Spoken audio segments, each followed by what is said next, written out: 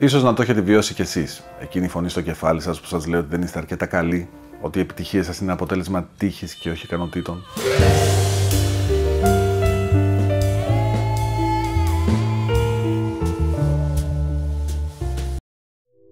Γεια σας, είμαι ο Καγετάνο και σήμερα θα ήθελα να μιλήσουμε για ένα φαινόμενο μάλλον που απασχολεί πολλούς καλλιτέχνες στη μουσική βιομηχανία. Πρόκειται για το Imposter Syndrome ή αλλιώς το σύνδρομο του απατεώνα. Να ξεκαθαρίσω εδώ ότι δεν ανήκω στην επιστημονική κοινότητα των ψυχολόγων και των ψυχιάτρων και αυτά που θα πω έχουν να κάνουν περισσότερο με προσωπικά βιώματα, με προσωπική εμπειρία και λιγότερο με βαθιά μελέτη του αντικειμένου. Σκοπό όμως έχουν να βοηθήσουν πιθανότατα και εσένα. Πρέπει να πούμε ότι αυτό το βίντεο είναι σε συνεργασία με τη mindyar.gr, την πρώτη ελληνική online και on-demand ακαδημία στην Ελλάδα με αντικείμενο τη μουσική παραγωγή και μάλιστα στην ελληνική γλώσσα και με δωρεάν εγγραφή.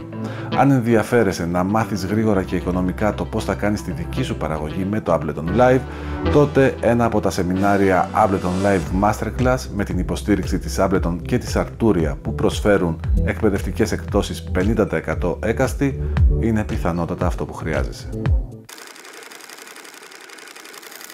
Αρχικά να αναφέρουμε ότι το σύνδρομο αυτό επηρεάζει όχι μόνο καλλιτέχνες αλλά και άτομα με υψηλές επιδόσεις από όλους τους τομείς. Ο όρος εισήχθη από τις κλινικές ψυχολόγους Pauline Clance και Suzanne Imes, αν λέω σωστά τα ονόματα, αν όχι συγχωρέστε με. Το Imposter Syndrome είναι η αίσθηση ότι οι επιτυχίες μας είναι μία απάτη και ότι ανά πάσα στιγμή θα αποκαλυφθούμε ως απατεώνες. Οι πάσχοντες βιώνουν μια συνεχή ανησυχία ότι θα εκτεθούν ως ανεπαρκείς, ακόμη και αν έχουν αποδείξει το ακριβώς αντίθετο, αν έχουν αποδείξει ότι το αξίζουν και με το παραπάνω. Συχνά δυσκολεύονται να δεχθούν επένους και εστιάζουν στις λίγες αρνητικές κριτικές, αγνοώντας τις πολλές θετικές. Ένα μεγάλο παράδειγμα ήταν και η διάσημη Μάγια Αγγέλου, η οποία είχε δηλώσει ανοιχτά πως διακατέχεται από το σύνδρομο του απατεώνα και είχε δηλώσει επίσης ότι φοβάται πως κάποια στιγμή οι αναγνώστες θα ανακαλύψουν ότι δεν είναι ικανή συγγραφέας. Ένα άλλο χαρακτηριστικό του συνδρόμου είναι η τελειομανία. Οι τελειομανείς λοιπόν πιστεύουν συνεχώς ότι θα μπορούσαν να τα καταφέρουν καλύτερα σε αυτό που κάνουν και ξεχνούν τις επιτυχίες τους εστιάζοντας στα λάθη.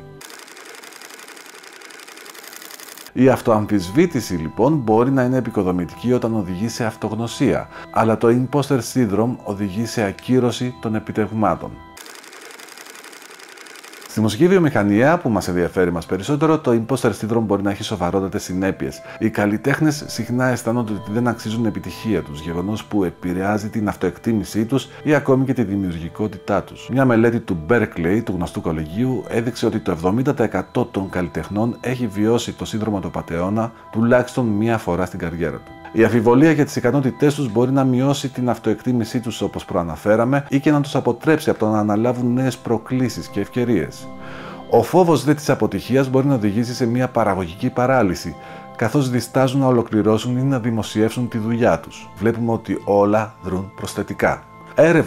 Άπειρες έρευνες έχουν δείξει ότι όσοι βιώνουν το Imposter Syndrome έχουν υψηλότερα επίπεδα άγχους και κατάθλιψης. Μπορεί να αποφεύγουν κοινωνικές εκδηλώσεις και επαγγελματικές συνεργασίες, φοβούμενοι ότι θα αποκαλυφθούν ή θα κριθούν ως ανεπαρκείς. Οι έρευνες του Berkeley λοιπόν έδειξαν ότι από το 70% των καλλιτεχνών που έχει βιώσει το Imposter Syndrome, το 75% από αυτούς παρουσιάζει μειωμένη αυτοεκτίμηση, το 65% παραγωγική παράλυση, το 60% άγχος και κατάθλιψη, το 55% κοινωνική απομόνωση και το 50% είναι λιγότερο δημιουργική από όσο θα μπορούσαν να είναι. Αυτό από μόνο του είναι τρομακτικό.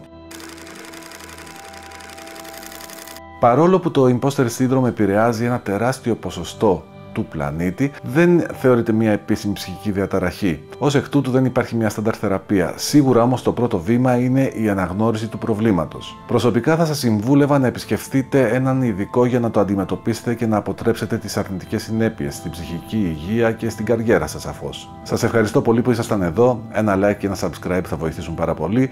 Κυρίως θα ήθελα να γράψετε στα σχόλια αν το έχετε βιώσει. Εγώ σίγουρα ναι, και μάλιστα για ένα μεγάλο μέρος της ζωής μου και το πλήρωσα. Πιθανό να μην έχω ξεχρεώσει ακόμη. Τα λέμε στο επόμενο.